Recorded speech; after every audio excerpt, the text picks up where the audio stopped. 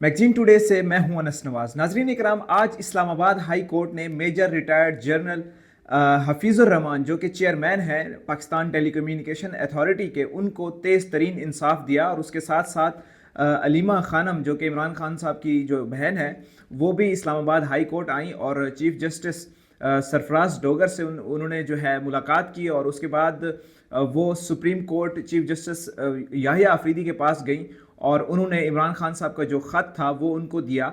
आज इस सारे मामलात के ऊपर आज हम डिस्कस करेंगे, व्लॉग करेंगे और तफसीली गुफ्तगू करेंगे।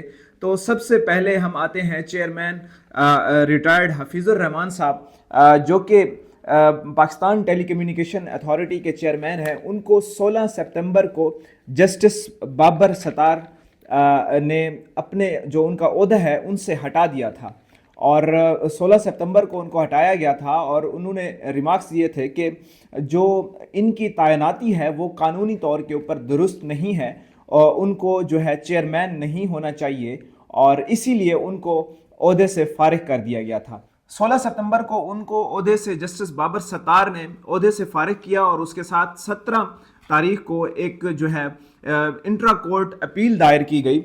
उसमें पीटीए की तरफ से और वफाकी हुकूमत साथ साथ जो रिटायर्ड हफीज़ुर रहमान साहब हैं उनकी तरफ से एक दरख्वास्त दायर की गई।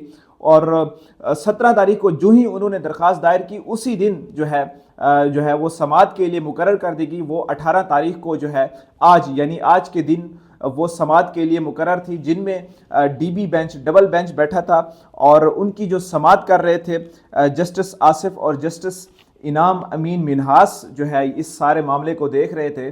और जब प्रोसिक्यूटर वहाँ पे पहुँचे तो मीडिया भी मौजूद था। पहले जो काज लिस्ट थी वो मनसूख थी, लेकिन फिर बाद में जो है जब ये सारी जो है समाअत के लिए मुकर्रर हुई तो 18 तारीख को दोबारा जो है डबल बेंच बैठा 12 बजे के करीब। तो उनको दोबारा ओहदे के अंदर जो है उनका जो ओहदा था उनमें बहाल कर दिया गया। और ये सबसे जो है तेज़ तरीन इंसाफ था इस्लामाबाद हाई कोर्ट की तरफ से कि एक जो रिटायर्ड हफीज़ुर रहमान साहब हैं, पीटीए के चेयरमैन हैं पाकिस्तान टेलीकम्युनिकेशन अथॉरिटी के, उनको तेज़ तरीन इंसाफ मिला। उनको बहुत जल्द ही जो है जो उनका केस था उनको समाअत के लिए मुकर्रर कर दिया गया था। उसके बाद अलीमा खानम साहिबा जो है अदालत में आई और उन्होंने चीफ जस्टिस जो सरफराज डोगर साहब हैं इस्लामाबाद हाई कोर्ट के, अपने वकला के साथ आज जो पाकिस्तान तहरीक इंसाफ के वकला हैं जिनमें सरदार लतीफ़ कोसा, इंतज़ार पंजोता और उसके साथ साथ और भी वकला काफ़ी तादाद में जस्टिस सरफराज डोगर के चैम्बर में गए। उन्होंने उनके सेक्रेटरी से बात की और उन्होंने कहा कि आपने पिछले 7 माह से जो इमरान खान का अलकादिर केस है 190 मिलियन पाउंड केस, जो पिछले 7 माह से इस अदालत के अंदर पेंडिंग में है और पिछले दिनों आपको बताया था कि वो केस ज़ेर समाअत हुआ था। तो जो इमरान खान साहब के वकील थे सलमान सफदर साहब, उन्होंने कहा कि आप मुझे तारीख दे दें। आप सबको याद होगा ये केस पिछले दिनों ज़ेर समाअत था, तो सलमान सफदर साहब ने दरख्वास्त की थी जज साहब से कि आप हमें तारीख दे दें कि आप इस जो है एक वीक का आप वक्त ले लें। पिछले 7 माह से ये केस पेंडिंग है। आप जो 190 मिलियन पाउंड केस है, जो अलकादिर केस जिसको कहा जाता है, उसकी समाअत आप मुकर्रर फरमा दें। उन्होंने कहा कि मैं बहुत जल्द इस केस को जो है समाअत के लिए मुकर्रर करूंगा। लेकिन आज जो इमरान खान साहब की बहन है अलीमा खानम और भी दोनों बहनें वहाँ पे मौजूद थी। उन्होंने चीफ जस्टिस को रिक्वेस्ट की कि आप ये केस समाअत के लिए मुकर्रर कर दें। और इनके साथ लतीफ़ खोसा साहब थे और उन्होंने बताया कि हम जब चैम्बर में गए तो सेक्रेटरी साहब ने उनके चीफ जस्टिस से जो डेट है उन्होंने कंफर्म कर दी और 25 सितंबर को अब ये दोबारा केस लग चुका है। उम्मीद करते हैं कि ये केस दोबारा सुना जाएगा, क्योंकि जो पाकिस्तान तहरीक इंसाफ है वो ये समझती है कि जो जस्टिस सरफराज डोगर साहब हैं उनको लाहौर से इसीलिए यहाँ इस्लामाबाद हाई कोर्ट में लाया गया ताकि इमरान खान के जो केसेस हैं उनको कंट्रोल किया जा सके और उसके साथ साथ अपनी मर्ज़ी के जो फैसले हैं वो लिए जा सकें। और जस्टिस सरफराज डोगर का अगर मैं बताता चलूँ, वो एक जूनियर जज थे जिनको चीफ जस्टिस लगा दिया गया था। इनसे पहले जो सीनियर थे وہ ان کی باری آتی تھی، لیکن سرفراز ڈوگر صاحب کو چیف جسٹس اسلام آباد ہائی کورٹ لگا دیا گیا.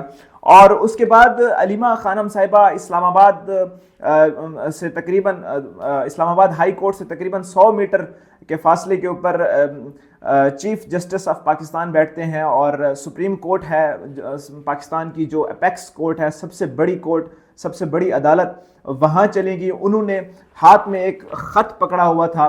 جب ہم ہائی کورٹ میں ان سے سوالات کیے تو اسی دوران ہم نے پوچھا یہ کیا ہے، انہوں نے بتایا کہ یہ عمران خان صاحب کا ایک خط ہے جو کہ چیف جسٹس یحییٰ آفریدی صاحب کو ہم دینے جا رہے ہیں.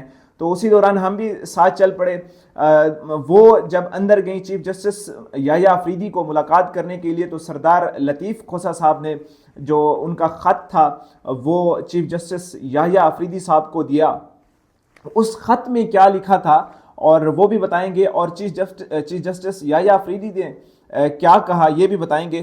تو عمران خان صاحب نے خط لکھا چیف جسٹس کو. انہوں نے کہا کہ انصاف کے دروازے میرے لیے اور میری اہلیہ کے لیے بند ہیں. 772 دنوں سے میں قید تنہائی میں ہوں، اور میرا جو سیل ہے 9/11 کا ہے، اور وہ پنجرے کی حیثیت کا ہے. اور اس کے ساتھ ساتھ 300 سے زائد میرے اوپر مقدمات بنائے گئے ہیں. اور میری جو اہلیہ ہے بشرا بی بی، ان کی جو طبیعت ہے وہ بگڑتی جا رہی ہے، اور ان کو معائنے کے لیے ڈاکٹر کی سہولت میسر نہیں ہے، اور ڈاکٹر کی جو اجازت ہے وہ بھی دی جائے. یہ ایک لمبا خط تھا 2 پیجز کا، اور سردار لطیف کھوسہ صاحب نے یہ خط چیف جسٹس یحییٰ آفریدی کو دیا.